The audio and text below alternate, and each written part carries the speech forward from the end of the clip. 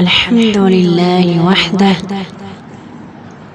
والصلاة والسلام على من لا نبي بعده اما بعد۔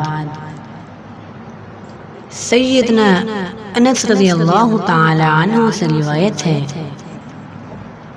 کہ وہ بیان فرماتے ہیں کہ رسول اللہ صلی اللہ علیہ وسلم ایک دن احد پہاڑ پر چڑھے اور آپ صلی اللہ علیہ وسلم کے ساتھ حضرت ابو بکر صدیق اور حضرت عمر رضی اللہ تعالی عنہ اور اس کے علاوہ سیدنا عثمان رضی اللہ تعالی عنہ بھی تھے۔ جب وہ احد پہاڑ پر چڑھے تو احد پہاڑ جوش و مسرت سے ہلنے لگا، تو آپ صلی اللہ علیہ وسلم نے فرمایا، اے احد ٹھہر جا۔ خیال کر کہ آپ صلی اللہ علیہ وسلم نے اس کے ایک ٹھوکر لگائی اور فرمایا، تیرے اوپر ایک نبی، ایک صدیق اور 2 شہید ہیں۔ حضرت کعب رضی اللہ تعالی عنہ سے روایت ہے کہ جناب رسول اللہ صلی اللہ علیہ وسلم نے ایک فتنے کا ذکر کیا کہ ٹھیک اسی وقت ایک آدمی اپنے سر کو ڈھانپے ہوئے گزرا۔ رسول اللہ صلی اللہ علیہ وسلم نے فرمایا، یہ شخص اس دن ہدایت پر ہوگا۔ حضرت کعب رضی اللہ تعالی عنہ بیان فرماتے ہیں کہ میں نے چھلانگ لگائی اور حضرت عثمان رضی اللہ تعالی عنہ کو پکڑ لیا۔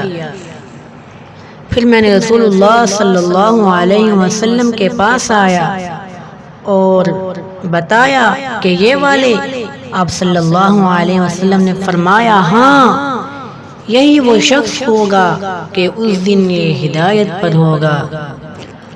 ابو حبیبہ رحمہ اللہ کہتے ہیں کہ وہ حضرت عثمان غنی رضی اللہ تعالی عنہ کے گھر میں داخل ہوئے۔ ان دنوں میں حضرت عثمان رضی اللہ تعالی عنہ محصور تھے۔ وہاں حضرت ابو ہریرہ رضی اللہ تعالی عنہ اور حضرت عثمان رضی اللہ تعالی عنہ سے گفتگو کرنے کی اجازت طلب کر رہے تھے۔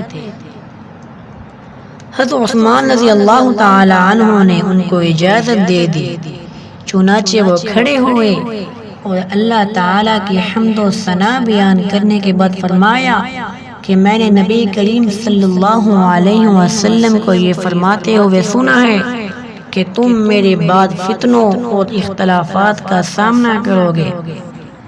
کسی نے پوچھا، یا رسول اللہ صلی اللہ علیہ وسلم، اس وقت ہمارا کون ذمہ دار ہوگا؟ تو نبی کریم صلی اللہ علیہ وسلم نے فرمایا، تم اپنے امیر اور اس کے ساتھیوں کے ہمراہی کو لازم پکڑنا۔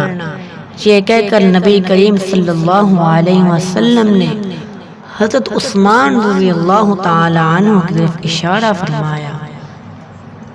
اللہ تعالیٰ سے دعا ہے کہ اللہ تعالیٰ ہمیں بھی حضرت عثمان رضی اللہ تعالی عنہ جس طرح فتنوں میں ثابت قدم رہے، اللہ تعالی ہمیں بھی اس پرفتن دور میں آپ صلی اللہ علیہ وسلم کے اسوہ حسنہ پہ چلنے کی توفیق دے۔ اللہ تعالی سے دعا ہے کہ ہم نے جو سنا اور سنایا، اللہ تعالی ہمیں ان باتوں پر عمل کرنے کی توفیق عطا فرمائے، آمین۔ وما علینا الا البلاغ المبین۔